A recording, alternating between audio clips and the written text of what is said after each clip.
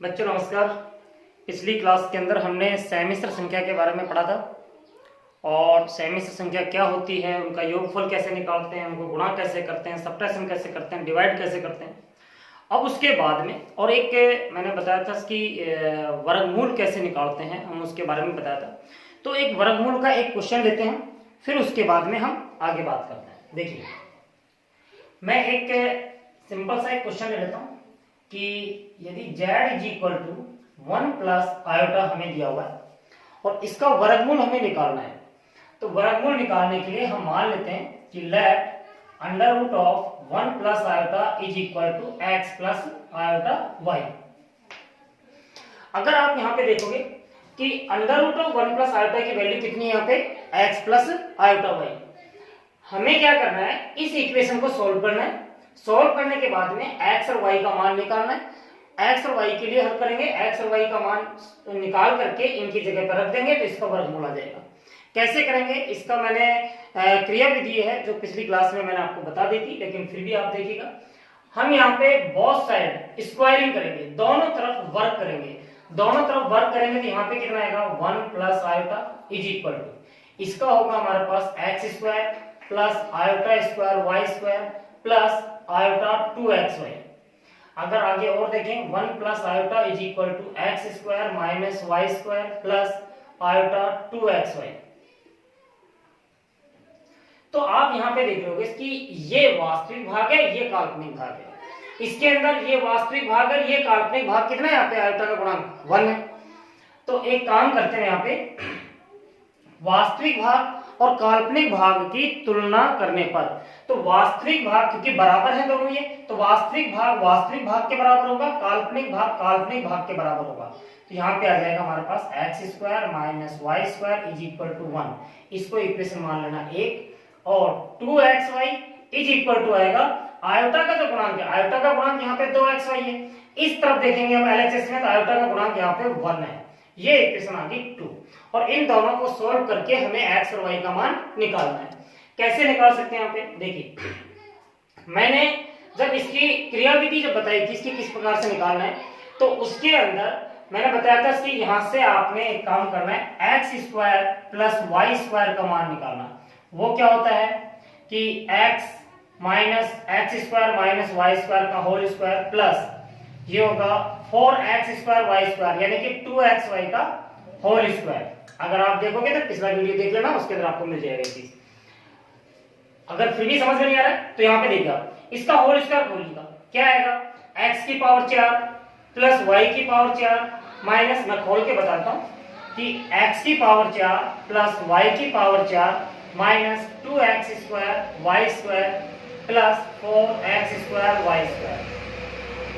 ये बचेगा हमारे पास कितना, प्लस का 2x स्क्वायर वाई स्क्वायर, और ये होल स्क्वायर होता है x square plus Y square का होल स्क्वायर। और चूंकि पूरे पे अंडर रूट था, यहाँ पे अंडर रूट था, यहाँ पे अंडर रूट था, तो बाहर निकलेगा तो कितना आएगा, x square plus Y square आ जाएगा। तो इसका मतलब है ये इसके इक्वल होता है। अब यहाँ पे हम यहाँ से निकालेंगे x square plus Y square is equal to x square minus Y square की वैल्यू कितनी है, 1 का स्क्वायर कितना होगा 1 प्लस 2xy का मान कितना है 1 का स्क्वायर करेंगे तो यहाँ पे 1 आएगा। तो 1 यहाँ से 1 यहाँ से, under root of 1 plus 1 it means X square plus Y square is equal to आ गया अंडर रूट ऑफ 2। इक्वेशन आ गई 2 हमारे पास, 2 नहीं 3, इक्वेशन 3 आ गई। अब हमें एक्स और वाई का मान निकालना बहुत आसान हो गया। इन दोनों समीकरणों को आप जोड़ दीजिएगा, तो जोड़ेंगे तो वाई स्क्वायर से वाई स्क्वायर कट जाएगा। तो यहाँ पे लिखिए समीकरण 2 व 1 को जोड़ने पर, जब आप जोड़ोगे इनको तो कितना आएगा, x square plus x square 2x square root 2 plus 1 root 2 plus 1, और यहां से वाई स्क्वायर से वाई स्क्वायर कैंसिल हो जाएगा। तो एक्स स्क्वायर की वैल्यू क्या आएगी हमारे पास, अंडर रूट 2 प्लस 1 बाय 2, और अगर आगे निकालें तो x की वैल्यू आएगी हमारे पास plus minus under root of under root 2 plus 1 by 2। ये मान आ गया हमारे पास किसका, कि x का मान आ गया हमारे पास। y का मान निकालना है तो एक काम कीजिए, 3 में से ये 3 इक्वेशन है, यहाँ पे 2 नहीं है, 3 में से 1 को घटाने पर। तो समीकरण 3 में से 1 को घटाने पर, जब घटाएंगे देखिए इसमें से इसको घटा रहे, एक्स स्क्वायर से एक्स स्क्वायर कट जाएगा, वाई स्क्वायर में से माइनस वाई स्क्वायर घटाएंगे तो माइनस का प्लस का 2y स्क्वायर बचेगा, इज इक्वल टू ये बचेगा √2 - 1। तो y square is equal to आ गया √2 - 1 बटा में 2। तो y की वैल्यू आएगी plus minus under root of √2 - 1/2। हमारे पास x का मान भी आ गया, हमारे पास y का मान भी आ गया, और ये दोनों मान जो हैं, दोनों मान x और y के मान कहां रख देंगे, यहां पर। तो कितना आ जाएगा हमारे पास कि under root of 1 plus iota is equal to, x का मान था under root of √2 + 1/2 and plus y का मान था हमारे पास आयोटा अंडर रूट पूरे का अंडर रूट है √2 - 1/2, और प्लस माइनस था दोनों में, तो प्लस माइनस बाहर कॉमन निकाल लेंगे। तो ये हमारा फाइनल आंसर आएगा। अगर आप इसका होल स्क्वायर करते हो तो वो 1 प्लस आयोटा ही आएगा। चलिए ये तो हमारे पास क्लियर हो गया इसकी अंडर रूट कैसे निकालते हैं। लेकिन एक चीज है यहाँ पे, अगर यहां पर माइनस होता तो हमारे सामने एक प्रॉब्लम आती। वो प्रॉब्लम क्या होती, देखिए यहां पर माइनस होता, यहां पे माइनस होता, यहां पे माइनस होता, ये तो एज इट इज होता। It means x square minus Y square बराबर 1 आता, और 2xy का मान कितना आता है, यहां से -1 आता। और -1 जब आप यहां पे रखते तो -1 का स्क्वायर +1 ही हो जाता, और ये +1 होने के बाद में आगे तो फिर एज इट इज आता हमारे पास, यहां पर भी एज इट इज रहता हमारे पास, आंसर तो यही आता। तो दोनों में अंतर क्या होता, तो यहां पर आपने ध्यान रखना बच्चों कि अगर यहां पे माइनस होता, यानी कि जो आयोटा का जो गुणांक है, यानी कि हमारे पास इमेजिनरी वैल्यू है, या हम कह सकते हैं काल्पनिक जो है, काल्पनिक संख्या जो है हमारे पास, काल्पनिक भाग जो है, अगर वो माइनस में होता तो कोई अंतर नहीं होता, यहां पर माइनस कर देते हैं। समझ में आ गई बात है? क्या करते, अगर ये काल्पनिक भाग होता तो यहां पर काल्पनिक भाग का गुणांक माइनस में होता तो सिर्फ अंतर का होता, यहां पर माइनस आ जाता, बाकी पूरा पूरा एज इट इज होता। हम ऐसे ही निकालते, लेकिन यहाँ पे माइनस था, यहाँ पे लिख देंगे कि काल्पनिक भाग माइनस होने के कारण ये माइनस में हो जाएगा यहाँ पे, और कोई अंतर नहीं आएगा इसके अंदर, बाकी एज इट इज करेंगे इसको। समझ में आ गई बात है?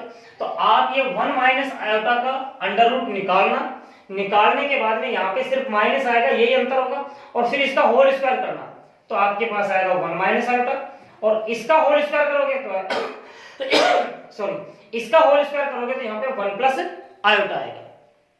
ठीक है बच्चों, ये था वर्गमूल निकालने का। आप एक काम करना, करीबन 5-7 क्वेश्चन इसके अपनी मर्जी से आप लिख लेना, कोई भी, जैसे 1 + 2 iota, 2 + 3 iota, 1 + under root 3 iota, उनका अंडर रूट निकालना। ये मैंने पूरा क्रिया विधि आपको बता दी है, इस प्रकार से हम निकालेंगे, और उससे फिर आंसर निकालना, उनका होल स्क्वायर करना। अगर वो इसके इक्वल आ जाता है तो आपका आंसर ठीक है, और अगर इक्वल नहीं आता है तो कहीं ना कहीं पे गलत है आपका, तो वो आप मुझे बता देना, मैं यहाँ पर करके बताऊंगा। इसके बाद नेक्स्ट जो पॉइंट है हमारे पास वो है क्यूब रूट ऑफ यूनिटी। बहुत इंपॉर्टेंट है, आपकी बुक में नहीं मिलेगा, इसलिए मैं ध्यान से आपसे कह रहा हूं कि आप ध्यान से इसको सुनने की कोशिश करना। क्या है कि क्यूब रूट ऑफ यूनिटी, यानी कि इकाई का घनमूल, इकाई का घनमूल। देखिए किसी भी संख्या का, अगर हम वास्तविक संख्याओं के बारे में बात करें, किसी भी संख्या का अगर वर्गमूल निकालते हैं तो 2 संख्याएं निकलती है हमारे पास, प्लस माइनस। ठीक, घनमूल निकालेंगे तो 3 संख्याएं निकलेंगी। ठीक, अगर 4th रूट निकालते हैं तो 4 निकलेंगी, 5th रूट निकालते हैं तो 5 निकलेंगी, 6th रूट निकालते हैं तो 6 निकलेंगी। यानी कि कोई भी संख्या होती है उसका अगर आप घनमूल निकालोगे, क्यूब रूट निकालोगे, तो उसके 3 मान आने चाहिए हमारे पास। तो यहाँ पे किसका पूछा है, इकाई का घनमूल पूछा है। इकाई क्या होता है, 1 का घनमूल कैसे रिप्रेजेंट करेंगे, 1 की पावर 1/3। लेकिन आप तो कहोगे इसके 1 की पावर 1/3 का तो एक ही मान होता है, 1 होता है। बिल्कुल ठीक है, एक ही मान होगा इसका, क्या होता है 1 ही। लेकिन मैं किसकी बात कर रहा हूं, वास्तविक संख्याओं की बात कर रहा हूं। लेकिन अगर हम सम्मिश्र संख्या की बात करें तो वहां पे वो 3 ही निकलेंगे। कैसे, हम इसको मान लेते हैं is equal to z. Z क्या है, कोई भी कॉम्प्लेक्स नंबर है। तो 1 की power 1/3 is equal to z. अब एक काम कीजिए, इसको हल करने के लिए दोनों तरफ क्यूब कर दीजिए। तो 1 इज इक्वल टू कितना हो जाएगा, जेड की पावर 3। जेड की power 3 minus 1 is equal to 0, 1 इधर आ जाएगा। इसके ऊपर क्यूब लगा लेंगे तो कोई फर्क थोड़ी पड़ेगा। अब A cube minus B cube का फॉर्मूला लगाएंगे। A cube minus B cube का क्या होता है, A minus B, A square plus A B plus B square is equal to 0। यहां से z minus 1 is equal to 0 and z square plus z plus 1 is equal to 0। यहां से z की value कितनी आ गई, 1, जो तो आना ही था हमारे पास। एक वैल्यू तो 1 आनी थी। अब यहां पे ये द्विघात समीकरण बन गया, क्वाड्रेटिक इक्वेशन बन गई। द्विघात समीकरण हल करने का मतलब क्या है, कैसे हल करेंगे, इसके फैक्टर कर लेंगे। अगर फैक्टर नहीं हो रहे तो द्विघाती सूत्र अप्लाई कर लेंगे, आपने 10th क्लास में पढ़ा होगा। द्विघाती सूत्र क्या होता है, मैं यहाँ पे लिख देता हूँ कि अगर ax square plus bx plus c बराबर 0 होता है तो x की वैल्यू क्या होगी, minus b plus minus under root of b square minus 4ac by 2a। यही फार्मूला होता है, minus b plus minus under root b square minus 4ac बटा में 2a। यही फार्मूला पढ़ा था, लगा दीजिए यहाँ पे। तो z इज इक्वल टू कितना होगा, माइनस बी, बी क्या होता है x का कोएफिशिएंट, तो z का कोएफिशिएंट कितना होगा 1 plus minus under root of b square, 1 का स्क्वायर 1 ही होगा, माइनस 4a एंड c भी 1 ही है, बटा में 2a।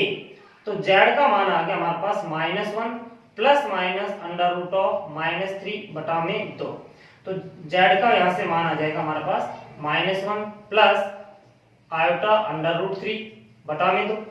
माइनस 1 क्या होता है, आयोटा होता है तो बाहर आ जाएगा, आयोटा अंडर रूट 3, और एक बार माइनस के साथ लेना है तो minus 1 minus iota under root 3 by 2। तो एक तरह से देखा जाए तो आपके पास 3 वैल्यूज आ गई हैं, ठीक है। अब ये 3 वैल्यूज क्या क्या हैं, इनको हमें यहाँ पे थोड़ा सा एक्सप्लेन करना है। क्या क्या निकला आपके पास में, देखिए z इज इक्वल टू, एक तो 1 आया है, एक आया minus 1 plus iota root 3 by 2, एक आया minus 1 minus iota root 3 by 2। हमारे पास ये 3 वैल्यू जाएंगे, मैंने बताया था क्यूब रूट 3 होंगे। अब ये कॉम्प्लेक्स नंबर में, क्योंकि हम रियल नंबर की बात करें तो वहां पे तो हमारे पास रियल नंबर तो एक ही है, ये दो तो कैसे हैं, कॉम्प्लेक्स नंबर है, इसलिए हम रियल नंबर में 1 का क्यूब रूट एक ही पढ़ते थे, जो वो 1 होता है, 3 नहीं पढ़ते थे। अब यहाँ पे हमारे पास 3 वैल्यू आ गई क्योंकि कॉम्प्लेक्स नंबर में आ रहा था। अगर मैं इनको z इज इक्वल टू, ये तो 1 है, इसको यदि मैं ओमेगा मान लूं, ये w नहीं होता है, ध्यान रखना ओमेगा होता है, इसको ओमेगा पढ़ते हैं, ओमेगा, ठीक है, हिंदी और अंग्रेजी में ओमेगा होता है, ये सिंबल है। तो 1 ओमेगा, और यदि मैं इसका स्क्वायर कर दूं ना तो ये निकल के आएगा, तो यानी कि ओमेगा स्क्वायर। हमारे पास 3 वैल्यूज आ गई हैं, क्या क्या, 1 ओमेगा ओमेगा स्क्वायर, यानी कि इसका वर्ग करोगे तो यही निकल के आएगा। अभी मैं करके बताऊंगा इसको कैसे होगा। तो यहां तक आपने ये नोट कर लेना इसको। उसके बाद में आगे देखिए इसको हम किस प्रकार से प्रूफ करते हैं कि ओमेगा स्क्वायर की वैल्यू ओमेगा स्क्वायर होगी। ये मिटा देता हूं मैं, देखिए अगर मैं ओमेगा स्क्वायर करूं तो कितना होगा, माइनस 1, इसको ऐसे लिख लेता हूं, आयोटा रूट 3 माइनस 1 बाय 2, कोई फर्क नहीं पड़ेगा, आयोटा रूट 3 माइनस 1 बटा में 2, ठीक। a माइनस बी का होल स्क्वायर लगाइए तो a square plus B square minus 2ab, तो 2ab बटा में 2 का स्क्वायर 4। आयोटा स्क्वायर की वैल्यू कितनी होती है, माइनस 1 होती है, तो minus 3 plus 1 minus iota 2 root 3 बटा में 4। 3 में से 1 जाएगा तो माइनस का 2 बचेगा, माइनस आयोटा 2 रूट 3 बटा में 4, 2 कॉमन आ जाएगा, कितना आ गया हमारे पास -1 माइनस आयोटा रूट 3 बटा में 2, यानी कि क्या निकल गया है मेरे पास, यही आ रहा है ओमेगा स्क्वायर। समझ में आ गया होगा। अब इसके बाद में हम बात करते हैं कि देखिए एक बहुत इंटरेस्टिंग बात देखिए यहाँ पे क्या है कि इसका स्क्वायर किया तो क्या आया, इसका ये इसका स्क्वायर किया तो क्या आया हमारे पास ये, लेकिन अगर मैं इसका स्क्वायर करता हूं तो ध्यान रखना ये आएगा। कैसे, देखिए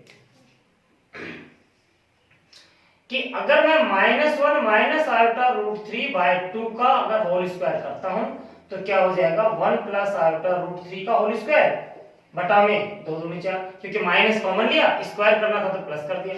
अब होल स्क्वायर बोलिएगा 1 plus iota square 3 plus iota 2 root 3 बटा में 4, a square plus b square plus 2ab, तो ये हो जाएगा 1 माइनस 3, क्योंकि आयोटा स्क्वायर की वैल्यू -1 होती है, प्लस आयोटा 2 रूट 3 बटा में 4, तो ये आ जाएगा -2 प्लस आयोटा 2 रूट 3 बटा में 4, और ये आ जाएगा -1 प्लस आयोटा रूट 3 बटा में 2। तो ये दोनों संख्याएं जो है हमारे पास समिश्र संख्याएं वो एक दूसरे का वर्ग होती है। इसका वर्ग करेंगे तो ये आएगा, इसका वर्ग करेंगे तो ये आएगा। समझ में आ गई बात। वैसे होता नहीं है ऐसा, एक अगर रियल नंबर में बात करें, हम वास्तविक संख्या के बारे में बात करें, किसी भी संख्या का वर्ग करेंगे, जो संख्या आएगा उसका वर्गमूल करेंगे तो वो रिवर्स होगा। लेकिन यहाँ पे क्या हो रहा है, इसका वर्ग करते हैं तो ये आता है, इसका वर्ग करते हैं तो ये आता है, इसका मतलब इसका वर्गमूल ये है, इसका वर्गमूल ये है। करके देख लेना आप, इसका वर्गमूल निकालना, इसका वर्गमूल निकालना, एक दूसरी संख्याएं आएंगी। ठीक, तो यहाँ पे हमारे पास क्या क्या आ गए, 3 क्यूब रूट आ गए कि 1 ओमेगा, ओमेगा स्क्वायर किसके आए क्यूब रूट, ये इकाई के घन के, वो इकाई का घनमूल आएंगे। ठीक, अब इन तीनों में रिलेशन क्या है, अगर रिलेशन हमें निकालना है तो कैसे निकालेंगे, देखिए नंबर 1 पर इकाई के घनमूलों का योगफल, इकाई के घनमूलों का योगफल क्या होगा, 1 plus omega square is equal to 1 plus -1 plus iota root 3 बटा में 2 प्लस -1 माइनस आयोटा रूट 3 बटा में 2। 2 एलसीएम ले लीजिएगा, कितना होगा 2 -1 plus iota root 3 -1 minus iota root 3, इससे ये कैंसिल हो जाएगा, 2 - 2 बराबर कितना आ गया 0। इसका मतलब क्या हुआ कि 1 plus omega square is equal to 0। अगर हम यहां से 1 प्लस ओमेगा की वैल्यू निकालें तो क्या आएगा minus omega square, omega plus omega square की वैल्यू निकालें तो -1, 1 प्लस ओमेगा स्क्वायर की वैल्यू निकालें तो क्या आएगा माइनस ओमेगा। ध्यान रखना ये तीनों चारों रिजल्ट्स हैं, बहुत इंपॉर्टेंट है, ये हमें क्वेश्चंस को हेल्प करने में काम आएंगे। आप 12वीं के अंदर 1-2 क्वेश्चंस दिए हुए जिनके अंदर इसकी ये रिजल्ट हमें यूज में लेना है वहां पे। अब मैंने ये क्यों बताया, जब आपके बुक में नहीं दे रखा है, ये मैं क्यों बता रहा हूँ, ये सिर्फ इसलिए बता रहा हूँ कि 12वीं के अंदर कुछ क्वेश्चंस हैं जिसके अंदर हमें इनका यूज करना है। जैसे डिटरमिनेंट जो चैप्टर पढ़ेंगे सारणिक, उसके अंदर इनका यूज में लिया हुआ है। और वहां पे जाकर के मैं कहता हूँ आपसे इसकी ओमेगा स्क्वायर इनकी वैल्यू ये होती है, क्यों होती है, क्या है क्या चीज, तो यहाँ पर मैंने क्लियर कर दिया। आपको ज्यादा डीपली नहीं करना इसको, आपने सिर्फ इतना है कि इसकी नॉलेज होगी आपको कि ये क्यूब रूट ऑफ यूनिटी है, इकाई के घनमूल है ये 1 ओमेगा स्क्वायर, इन तीनों का सम जो होगा वो इस प्रकार से निकालेंगे। अच्छा, इसके बाद में इनका गुणनफल निकालते हैं।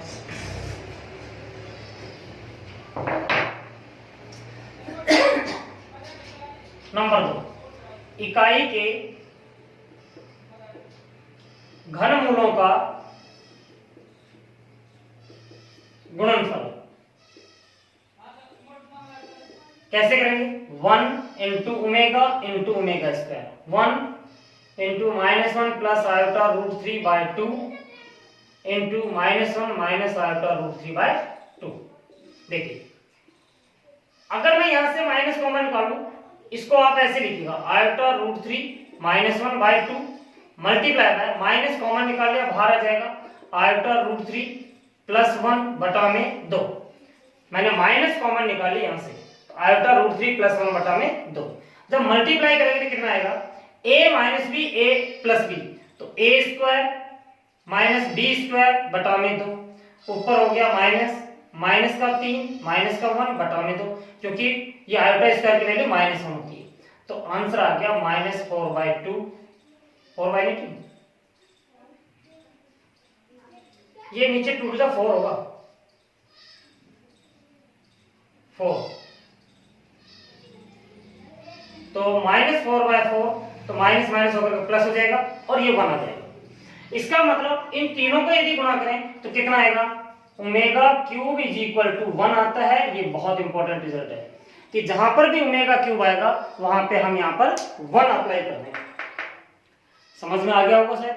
तो मूलों का योगफल 0 होता है, इकाई के घनमूलों का योगफल 0 होता है, और इन तीनों का प्रोडक्ट यानी कि omega cube is equal to 1 होता है। इसको इसी प्रकार से यूज में लेंगे जैसे हम आयोटा की पावर 4 बराबर 1 लेते थे और वो क्वेश्चन हल करते थे, उसी प्रकार से ओमेगा क्यूब को हम 1 के बराबर लेकर के इसी प्रकार से हम हल करेंगे।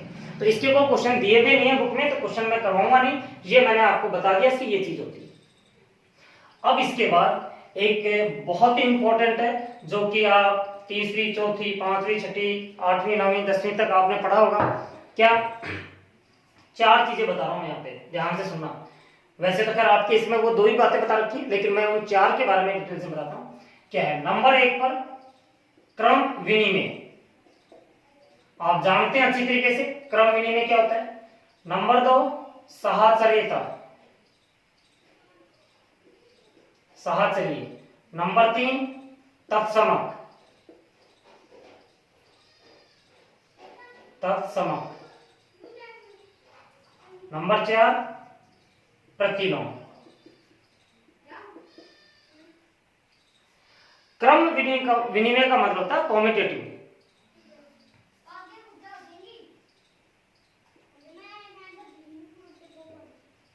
कॉम्यूटेटिव।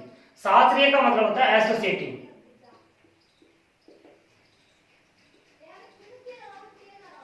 Associative, associative. तत्समक का मतलब होता है आइडेंटिटी। प्रतिलोम का मतलब होता है इनवर्स। ठीक है, तो हमें इनसे तो कोई मतलब नहीं इंग्लिश वालों से, क्योंकि आपको थोड़ी प्रॉब्लम हो रही थी, तो इसलिए इसको तो छोड़ देते हैं, बात ही नहीं करते हैं, इसके बारे में बात करें। क्रम विनिमय का मतलब होता है, जैसे कि मैं एक ये लेता हूं a plus B is equal to क्या हो जाएगा, b प्लस ए। अगर ये दोनों इक्वल आ रहे हैं तो वो क्रम विनिमय है।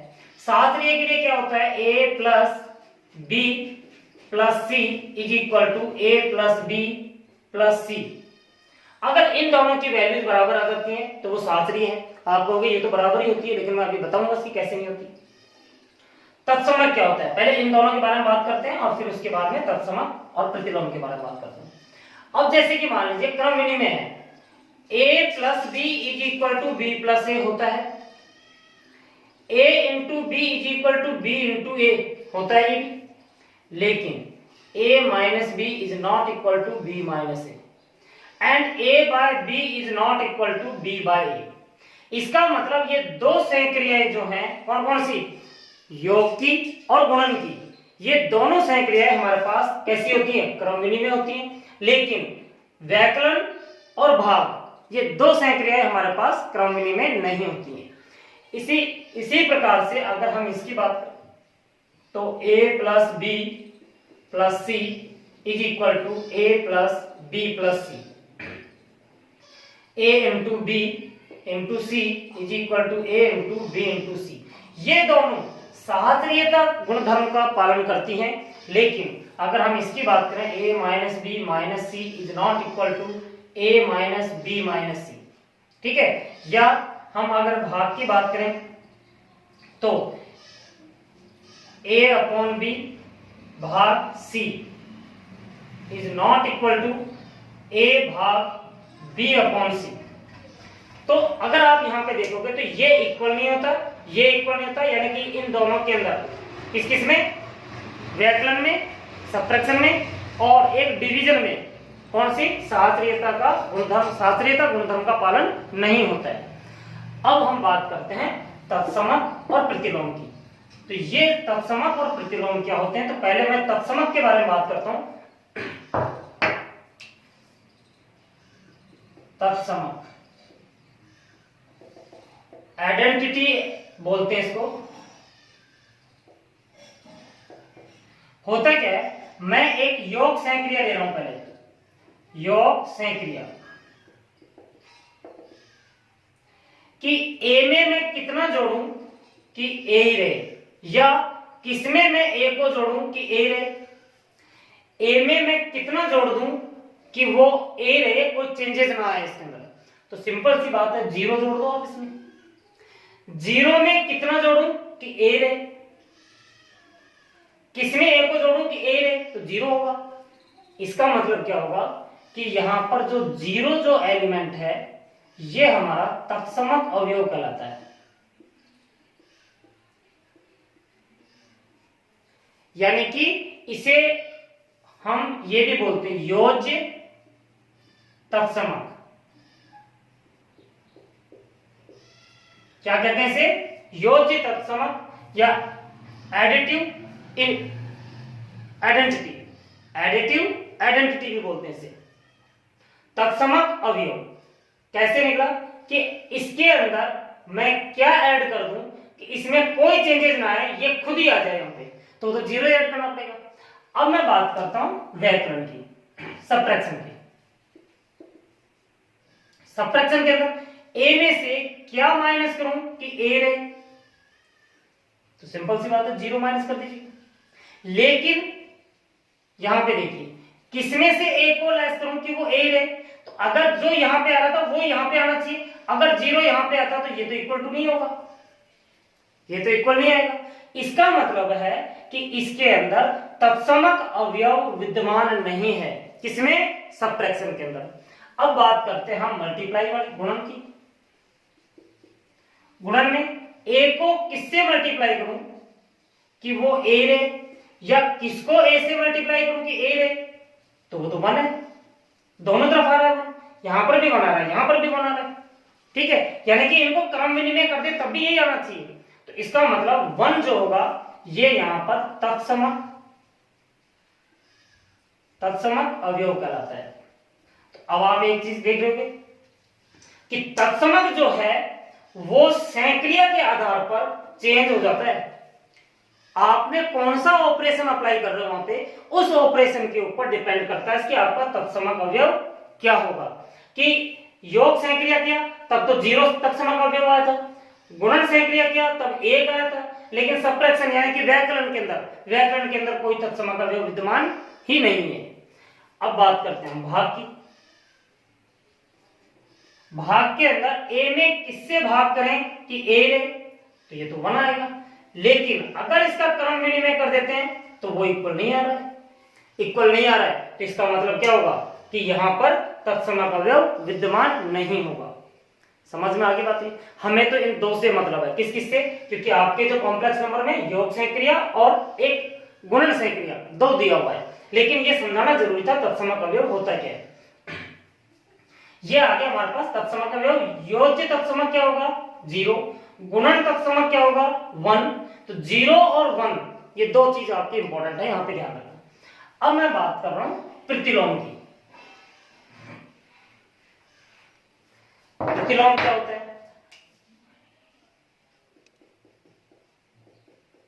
प्रतिलोम इनवर्स।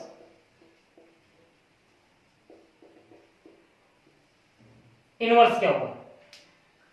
देखिए, पहले मैं योग की बात करता हूं, योग संख्या के लिए, कि ए में कितना जोड़ूं कि योज्य तत्समक आ जाए, या किसमें ए को जोड़ूं कि योज्य तत्समक आ जाए। मैंने बताया था कि योग संक्रिया का तत्समक क्या है? 0 है।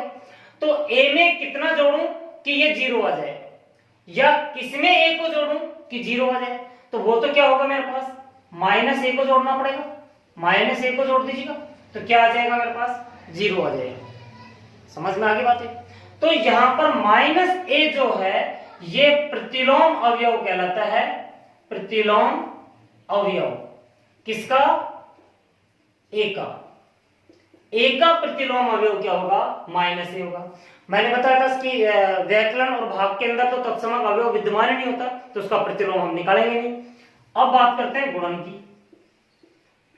गुणन सहक्रिया के अंदर ए को किससे मल्टीप्लाई करें कि इसका तत्समक अवयव आ जाए, या किसको ए से मल्टीप्लाई करें कि इसका तत्समक अवयव बना जाए। तो यानी कि क्या होगा, 1/a से मल्टीप्लाई कर दीजिए, दोनों तरफ ही कर रहे हैं। तो यहां पर 1/a क्या होगा, ये होगा ए का प्रतिलोम, ए का प्रतिलोम अवयव, ए का प्रतिलोम अवयव। अब ध्यान से देखिए, ए का प्रतिलोम क्या है यहाँ पे, माइनस ए का प्रतिलोम क्या है यहाँ पे, 1/a। इसको तो रिप्रेजेंट करते हैं हम इस प्रकार से, -1 दिखाते हैं, लेकिन यहां पर इसको पढ़ेंगे हम इनवर्स ऑफ ए या ए का प्रतिलोम इज इक्वल टू क्या है, -a। और यहां पर ए का प्रतिलोम जो होगा वो 1/a होगा। यानी कि गुणन सहक्रिया में अगर उसको रेसिप्रोकल कर दें, व्युत्क्रम कर दें, तो वो ए का प्रतिलोम निकल के आ जाता है। और योग सहक्रिया के अंदर उसका अगर चिन्ह बदल दें तो क्या आ जाएगा हमारे पास, इसका प्रतिलोम निकल के आ जाएगा। समझ में आ गई बात है। अब मैं बात करता हूं कॉम्प्लेक्स नंबर की। कॉम्प्लेक्स नंबर के अंदर अगर किसी भी नंबर का अगर हमें प्रतिलोम ज्ञात करना हो तो कैसे करेंगे। मैं एक क्वेश्चन लेता हूं कि z is equal to 1 plus iota का योज्य तथा गुणन प्रतिलोम ज्ञात करो। तो z बराबर 1 प्लस आयोटा है, z is equal to 1 plus iota है। तो योज्य प्रतिलोम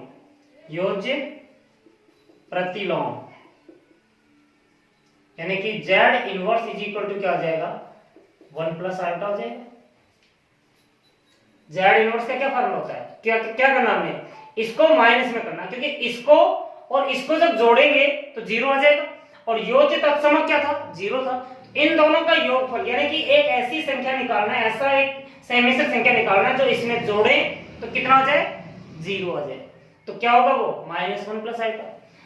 अब इसका गुणन प्रतिलोम ज्ञात करना है, गुणन प्रतिलोम। अब यहां पे देखिए यानी कि z इनवर्स। गुणन प्रतिलोम क्या होता है कि इसका व्युत्क्रम क्या होगा, 1/z होगा। तो 1/z का मतलब z की वैल्यू कितनी है, 1 प्लस आयोटा। और एक चीज ध्यान रखना, 1 प्लस आयोटा यानी कि बटे में आ रहा है आयोटा, तो आयोटा बटे में छोड़ना नहीं है हमें। तो क्या करना है, इसको 1 माइनस आयोटा से ऊपर गुणा करो, 1 माइनस आयोटा से नीचे। ऊपर क्या आ गया, 1 माइनस आयोटा, नीचे क्या होगा, a plus b, a minus b, a square minus b square iota square. तो यह आ जाएगा 1 माइनस आयोटा बटा में 1 प्लस 1 इज इक्वल टू ये 1 माइनस आयोटा बाय 2। अब गुणन प्रतिलोम के लिए ये सारी क्रिया करने के बजाय हमें एक फार्मूला मिल गया। यहाँ पे क्या फार्मूला मिला है, देखिए यहाँ पे ध्यान से। हमारे पास z क्या था, 1 प्लस आयोटा, ऊपर कितना आया, 1 माइनस आयोटा। तो ध्यान दीजिएगा कि 1 प्लस आयोटा का संयुग्मी है कि नहीं है, ये 1 माइनस आयोटा का संयुग्मी है कि नहीं है। तो गुणन प्रतिलोम के लिए z इनवर्स का जो फार्मूला होगा, तो z का संयुग्मी निकाल देंगे, बाहर लगा देंगे ऊपर, बटे में कितना आया, 2।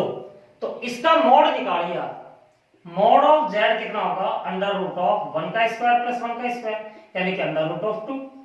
ठीक है, और अंडर रूट ऑफ 2 का स्क्वायर कर देंगे तो 2 आ जाएगा। It means mode of z का स्क्वायर। और ये गुणन प्रतिलोम है, यहां पे मैं लिख भी देता हूं इसको, गुणन प्रतिलोम।